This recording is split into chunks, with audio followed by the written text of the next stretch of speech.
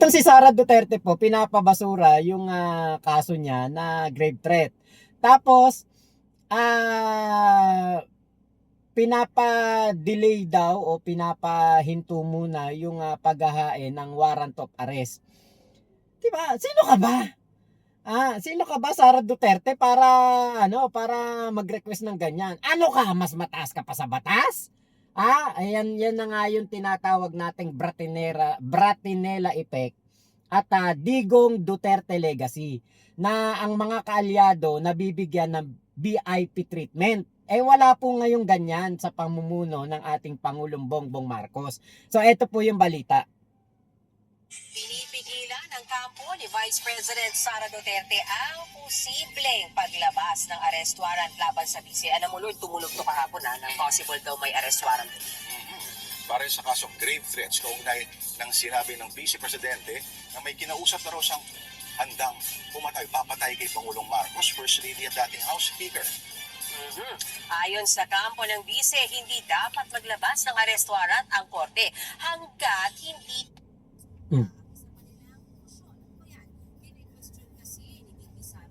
jurisdiction ng korte, lalo't isa siyang impeachable official. So Lord, parang tinatanong nila kung covered niyo ba kami, pwede na nga ako may impeach, tapos papakulong niyo pa.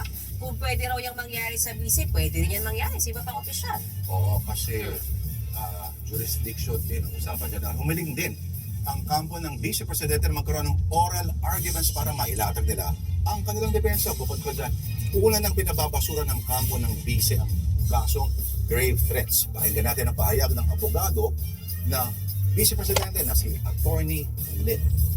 Dahil sila ay impeachable officer, hindi dapat sila maaaring kasuhan ng mga kasong kriminal katulad ng sinampa sa ating Vice Presidente. So yun yung dahilan kung bakit nag-file kami ng motion to quash. Very far-reaching and serious yung consequences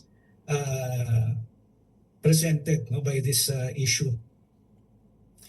Wala pang pahayag ang DOJ tungkol sa isinusulong ng oral arguments ng VP Sara Cap. Pero naunang giniit ni Prosecutor General Richard Fadulion na hindi po pinagbabawalan ang paggasampa ng kasong kriminal laban sa Vice Presidente.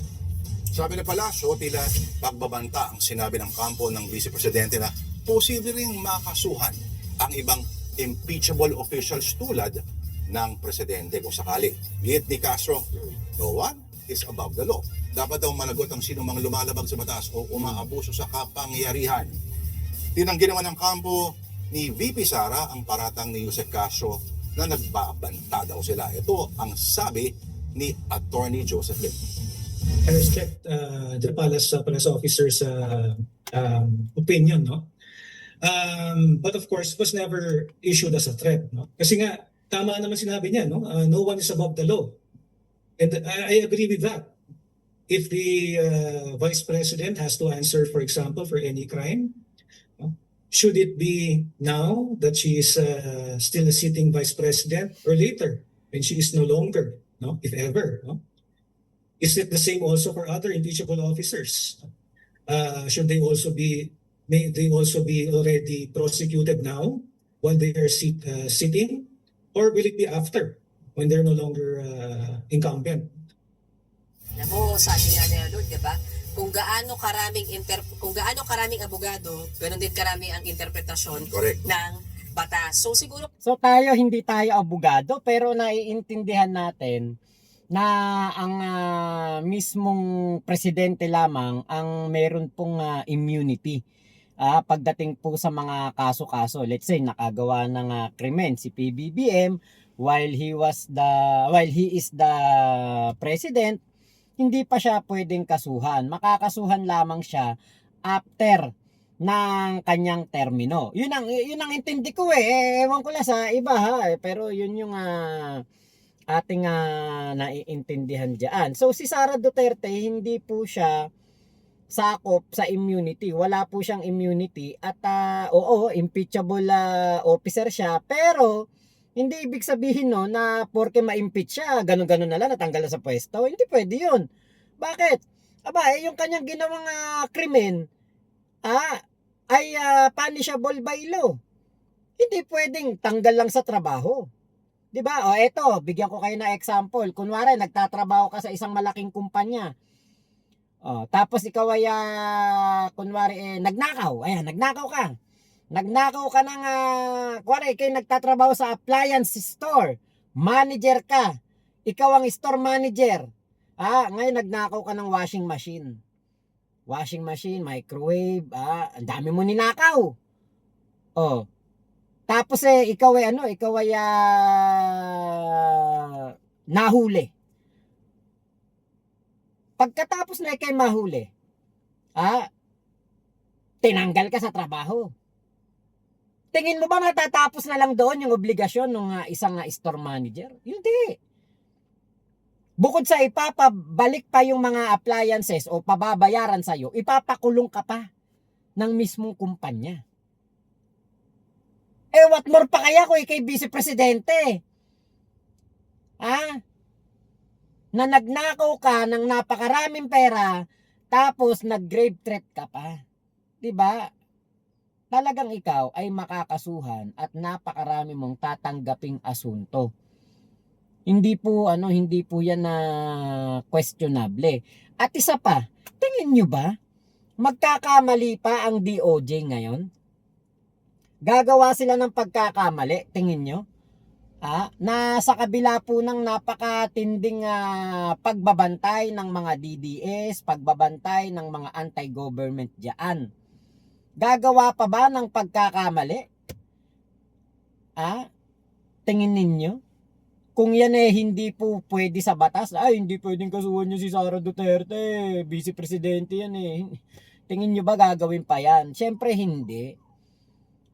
Mag-iingat sila para walang butas, para hindi po magmukhang tukmol ang mga kaso na kanilang gagawin. Di ba? Ewan ko na lang ba talaga, syempre, actually yan yung bend the law na tinatawag. Binebend ng kampo ni Sara ang batas para magmukha siyang kawawa, aping-ape, at walang ginawang kasalanan. Hindi po pwede yun. Hindi pwede yun. Meron kang ginawang kasalanan Kailangan mong pagbayaran yan. Kailangan mong bayaran ang mga krimen na ginawa mo. Ikay vice presidente, senador, congressman, di ba? Ang problema nga nitong mga DDS, ang ating Pangulong Bongbong Marcos wala pong ginagawang kasalanan. 'Di ba? Kaya parang nagbabanta sila sa ating pangulo na mga impeachable officer daw, pwede daw kasuhan, mga ganyan-ganyan. Pero alam natin tayo napaka-confident nating sabihin, si PBBM hindi matutulad kay Digong na pagkatapos na ng kanyang termino maipapakulong, maipapadala sa ICC, 'di ba? Hindi po 'yan mangyayari sa ating Pangulong Bongbong Marcos kasi ang ating pangulo ginagawa ang tama at lahat ng kanyang ginagawa naaayon sa batas. 'Di ba? Yan ang hindi mangyayari kay PBBM, ang makulong pagkatapos ng kanyang termino kasi wala naman siyang ginagawang mali. Lahat is by the book. Lahat ay naayon sa batas. Diba? Yan ang maliwanag Heto pa. Konting context na hindi naman po kami mga abogado dito. Pero yung oral arguments kasi Lord, hindi naman talaga siya required para sa motion to quash. Pero kasi kapag motion to quash, kailangan mong kumbaga ipoprove mo na una, baka wala talagang offense na nagawa. Pangalawa, yung jurisdiction talaga. Kung covered ka ba at may karapatan bang maglitis sa'yo itong nagkaso sa'yo. So kaya talaga siguro sila humihingi ng oral arguments. Sabi ng abogado ni VP Sara, at least ang abogado lang siya para dito sa kaso niya sa NBI. Yeah. Ito daw ay limited ang immunity ng vice presidente. Limited ang immunity. Okay. Marikasuhan lamang kapag bumaba na o wala na siya sa pwesto. Okay. Yun ang sinabi. So yun ang ilalaban, expect natin ilalaban ni VP na may immunity pa ako habang nakaupo ako bilang So, vice walang president. Pero So, iba walang yung jurisdiction. immunity ng presidente. Iba yun, oo, diba? So, mukhang medyo all fronts yung laban ni VP ngayon, Medyo talagang matindi ang mga mga kinakaharap na problema ni Sara Duterte kasi napakarami pong napakarami pong kumbaga ang dami niyang problemang hinaharap ngayon tapos sa 2028 hindi pa siya mananalo. Ngayon, 'di ba, yan yung sabi ng abogado ni Sara Duterte, hindi daw pwedeng kasuhan etong si Sara Duterte as a sitting vice president. Pero eto may nagpaliwanag din po. Sir, hypothetical, what if, for example, the RTC convicts or finds Sara guilty and the impeachment court does not, and therefore she remains as a VP until 2028? So what happens then from the time that a sentence is handed down to the time that she steps down? Well, no immunity, so you have to serve the sentence. But only after, I suppose, only after you step down. None of our public officials are immune from criminal prosecution and punishment except the president during his term of office. So the Yun! answer remains the same. She will have to serve Sir, that's time. interesting. So you mean she can go to jail but she does not necessarily lose her position? Tama ba? Well, once she is sent to jail, then we have to deal with the same question with respect to, for example, Marcoleta, Estrada, Revilla, whether or not she's effectively suspended from office. Pero kung ganun siya kahiwa-hiwalay na parang Aha.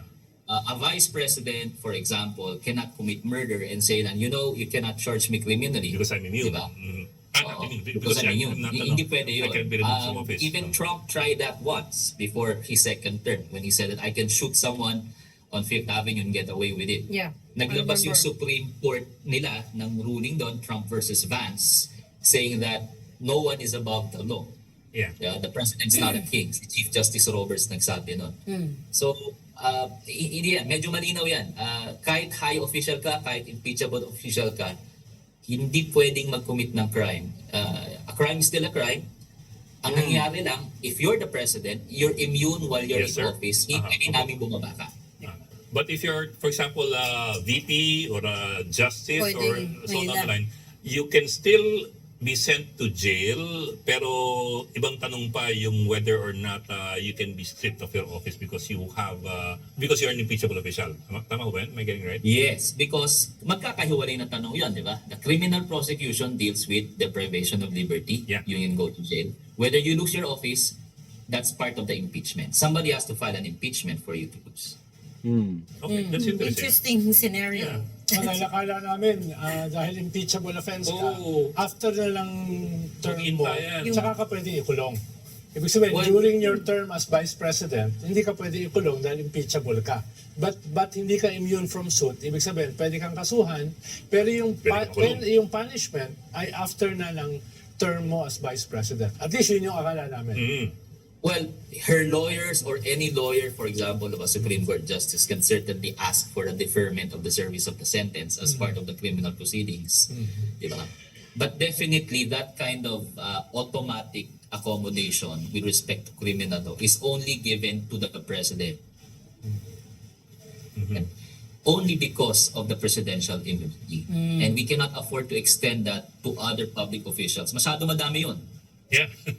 Masyado madami yun. That's too much. Yeah. Remember, presidential immunity exists only because, according to the Supreme Court, the president is too busy steering the ship as the captain of the country.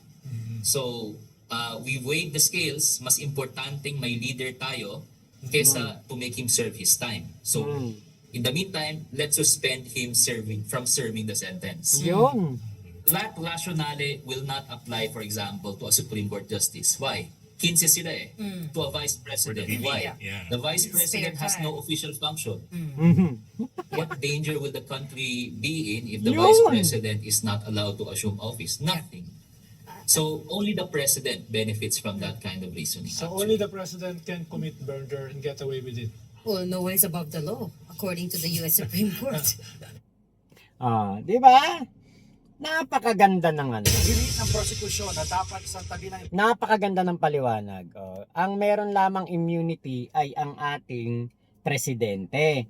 Pero ang vice-presidente, dahil nga wala naman tong silbi at wala naman tong official function, pwede pong ipakulong. Nako, Eto na nga ba yun? Naku, ayan na nga ba yung sinasabi ko?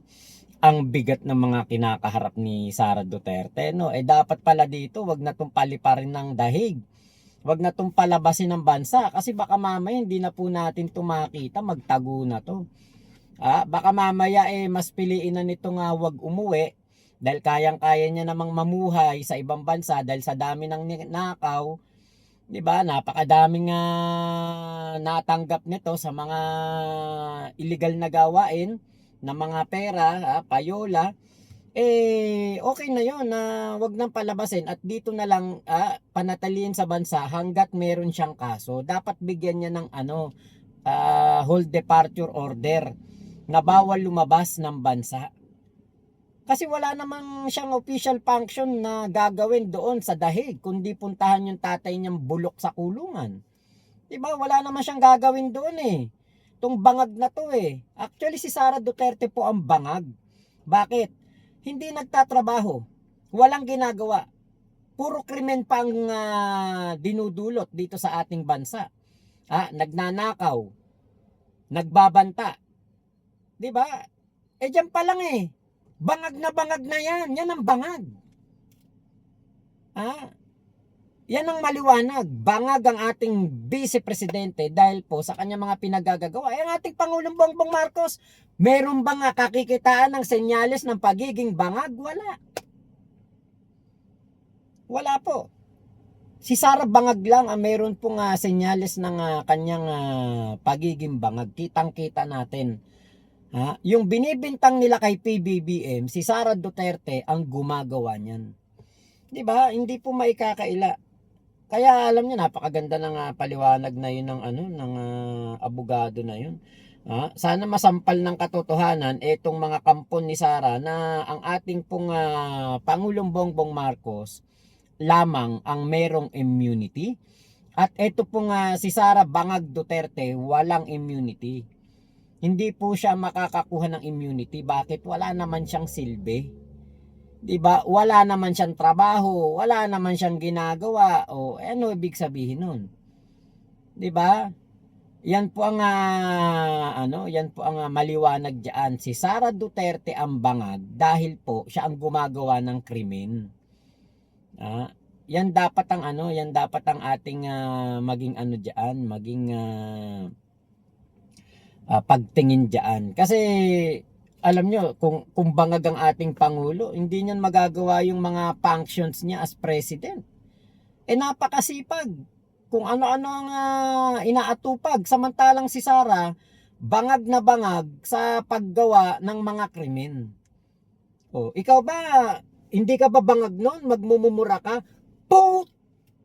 Diba? Ninyong lahat. Diba? Gawain ba ng matino yan? Gawain ng bangag yan. Si Sara ang bangag. Yan ang totoo. Yan ang nakikita natin. Yan ang napapanood natin. Buti sana kung sikreto yung video. Hindi. Kalat na kalat. Buong Pilipinas, buong mundo napanood yan. Diba? Kasi bibintang kay PBBM yung pagiging bangag. Kayo yung bangag. Wala nga kayong mapatunayan sa mga binibintang nyo kay PBBM.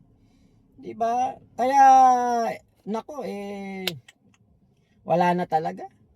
This is the downfall of the Duterte camp. Ito na 'yon. Bukod sa impeachment, na posibleng matanggal sa trabaho si Sara Duterte, posible din siyang makulong sa mga kaso na kanyang kakaharapin. Grave threat pa lang 'yan. What more pa kaya yung kanyang pagnanakaw sa kaban ng bayan? Naku po, plunder, malversation, graft and corruption. Yan ang mga makukuha pa niyang kaso. 'Di ba? Kaya talaga pong ang ating pong presidente, Bongbong Marcos, hindi talaga nila kayang pabagsakin. Kahit anong gawin nilang paninira, hindi nila ito mapapababa sa pwesto. Bakit? Kitang-kita naman, nagtatrabaho Di ba po? Ngayon po yung akusasyon ng grave threat laban kay Sara Duterte ay tuluyan na pong lumampas sa pagiging isang simpleng politikal na interpretasyon o salitang kinuha lang sa maling konteksto mula sa impeachment. Dahil po sa opisyal na pagsasampa ng DOJ matapos makakita ng reasonable certainty of conviction, formal na itong naging isang ganap na kriminal na kaso sa regular na korte. Ang pagpapasya po ng DOJ sa loob ng ilang linggo, pilit na pinagtatanggol ng kampo ni Sara na Sarang Bangag na ang kanyang mga binitiwang salita noong November 2024 ay mga biro lamang, hyperbole, o kaya naman ay political speech na sadyang pinalaki ng mga kalaban para ma-impeach siya. Hindi po totoong joke yun. Sabi nga niya, no joke di ba? Sabi nila noon, pananakot lang daw ito ng mga impeachment prosecutors. Pero ngayon, gumuho na ang argumentong yan. Hindi mga impeachment prosecutors ang nagpasya nito, kundi ang mga mismong career prosecutors ng Department of Justice. Matapos rin ng mga nakalap na ebidensya ng NBI, formal na pong sinampan ng DOJ ang kasong grave threat sa Regional Trial Court.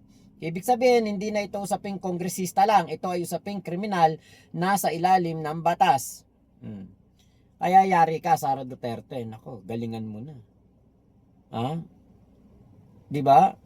Biruin nyo, yung kanilang people power failed, walang sumasama. Yung destabilization nila failed, di ba? Lahat ng mga pagtatangka nilang mapaalis sa pwesto si PBBM hindi nagtagumpay. Ngayon, yung plano nila na etong si PBBM ay pagmukhaing masama sa tao, gurgurin, di ba? Failed po lahat 'yun. 'Di ba? So ibig sabihin, wala po kay Digong, wala kay Sara ang kamay na bakal na kay PBBM. Tinatawag ninyong weak, 'di ba? Sabi niyo weak eh. Pero 4 na taon na ninyong sinisiraan sa harapan ng mga Pilipino, hindi nyo pa rin matanggal sa pwesto. So sino ang weak ngayon? 'Di ba? Bukod sa si Saray Bangag, si Sara po ay weak. Napaka-weak. Si Digong weak. Bakit? Andun sa sa dahig, sa ICC, naging karton. Ginajaketan yung karton.